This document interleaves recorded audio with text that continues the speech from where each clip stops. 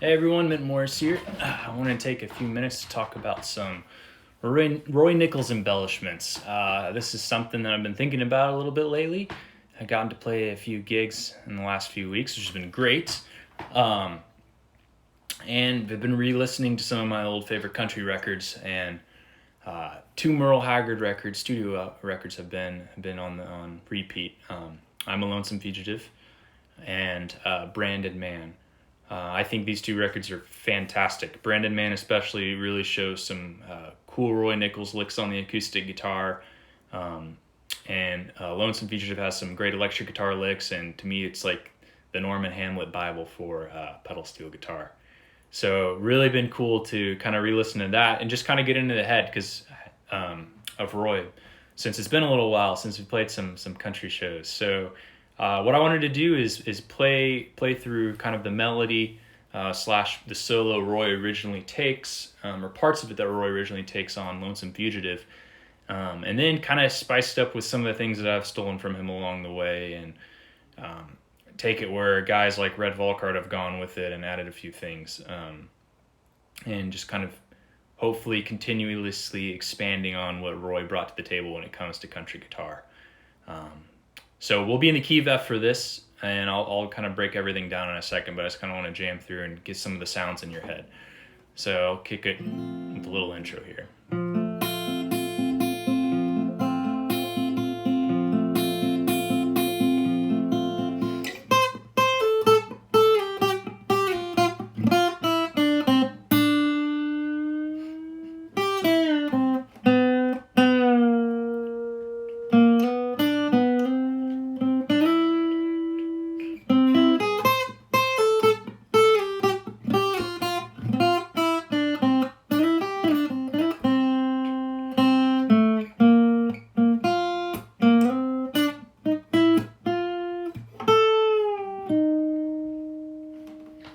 All right, so that's a little bit of Roy's original solo plus some stuff of my own and some stuff I've stolen from other people. But what it is, we're kind of playing down this major pentatonic idea of just going C, A, G, F, all on the first string, all over the F to the B flat chord. So it's like... And what I'm doing is just da all with my pick and muting it. I'm not using any of my fingers. I don't really care for that sound, and that chicken picking style sound. I believe Roy originally just did it all with a pick, from what I can tell sound wise. So you've got this.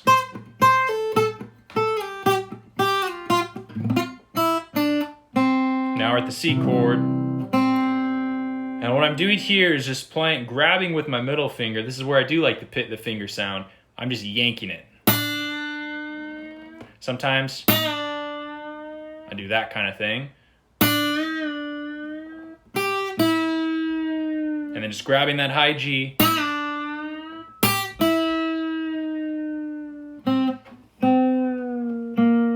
And now I'm back to B flat. So I'm kind of playing, I'm coming down the major scale kind of idea, whatever it is, however you want to categorize it. And then coming down to C, and to me this is like, it's your pentatonics, but it's also the BB box, right? And C. So that's how I kind of think and categorize that in my head. And then I got to get back to B flat. So I'm going to pre-bend the B flat up to a C and just release it. So F, B flat to this C.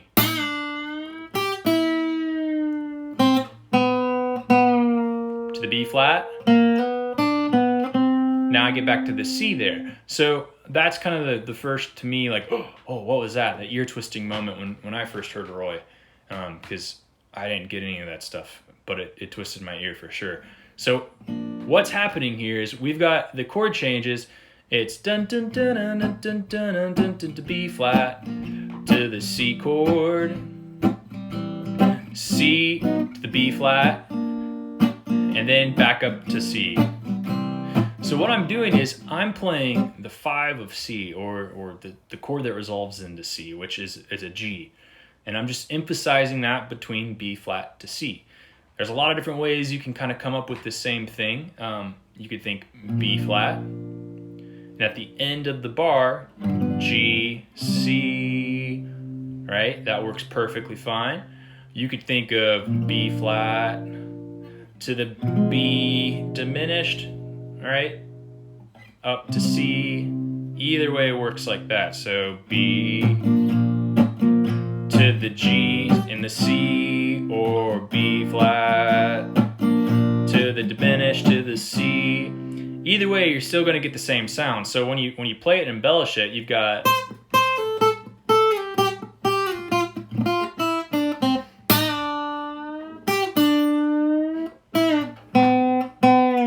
and then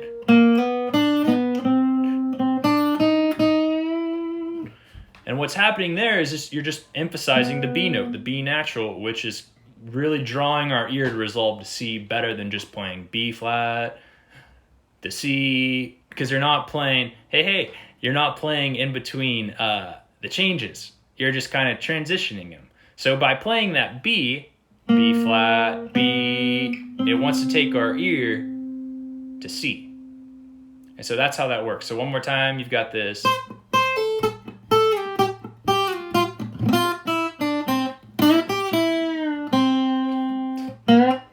B flat. And that's how you get there. B flat, G, C. And again, all the harmonies right there in the chords. Now, that ending thing I did, Roy would always use little half-step bends. Even if the note he was bending from wasn't in the key or sounded outside or whatever, it'd always be okay because he's getting right into it. So my target note was the E note, so I'm just going to go a half step below it and just give it a little bend and some little vibrato or a little love there. So now you've got something.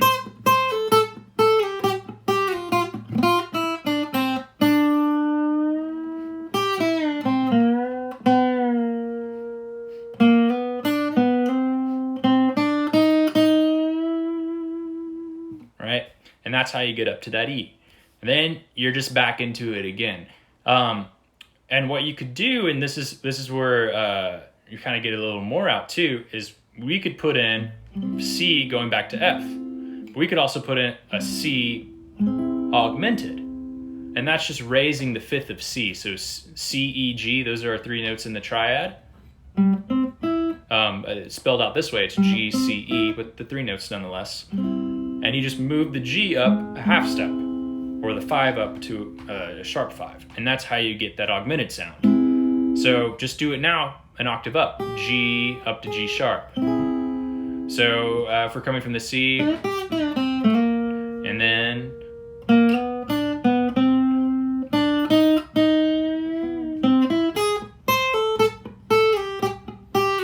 so I just played up the chord. Nothing fancy about it other than knowing that the fifth is raised. And that's how Roy would use that kind of embellishment or idea. He would just and just play up it, or he might go resolve to the A, to the C.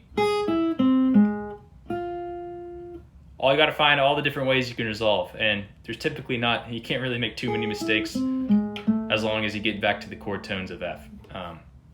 So that's how you could use that. You could really hang on it.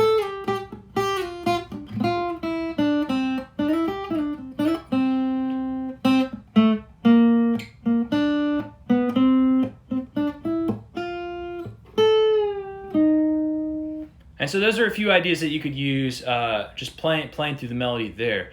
The next thing that you could take, and this is a direct rip from him, is you could bend the intro part of the melody. So instead of going here, you could bend it going.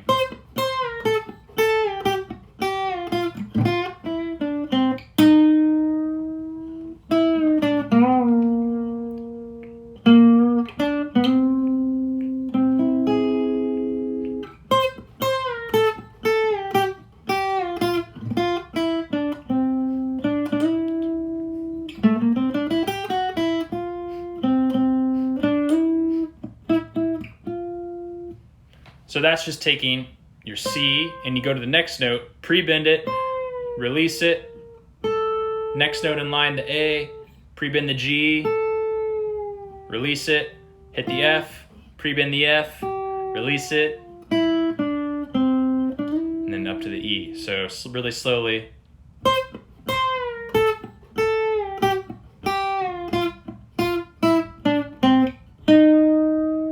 And then what I do here is grab the D to the B flat, and then if we want to do the C, something like that, just a little major scale run.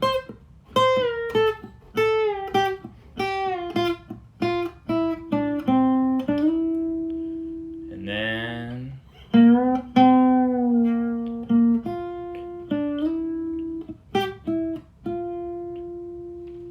again, you just find the target notes and pre-bend them, release them, or bend them and then release them. And that's kind of the secret to that kind of Roy Nichols sound.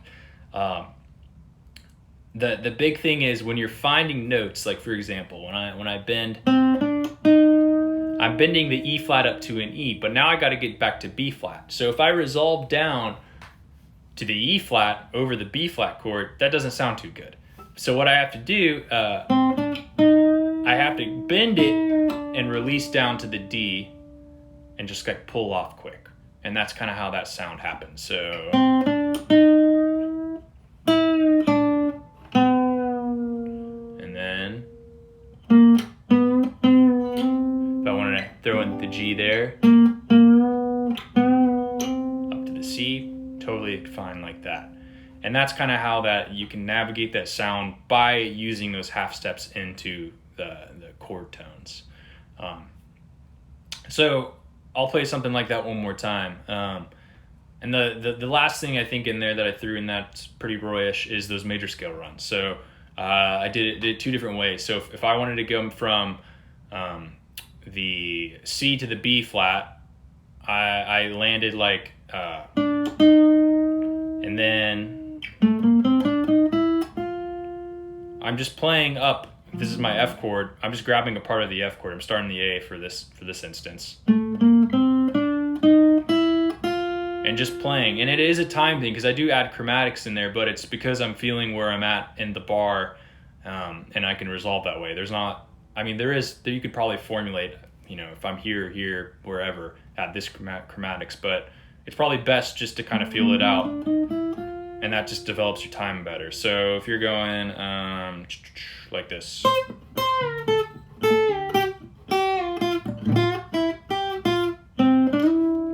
Oops.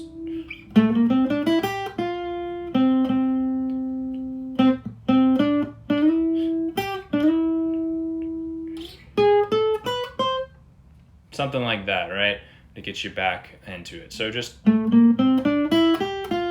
triplets are cool. You could do 16th notes. You could do 8th notes.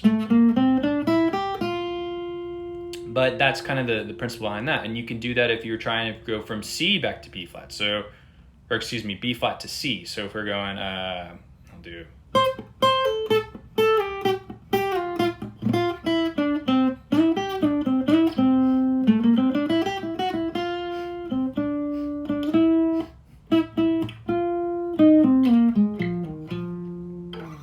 So it's the same thing, and to me, I'm not thinking about where I'm starting. I'm just thinking major scale, F. It's where I'm going. So if I'm landing the B flat, I want to land on one of those three notes. If I'm landing on a C somewhere, I want to land somewhere right here or somewhere right here. And it's that feeling it out that's really important.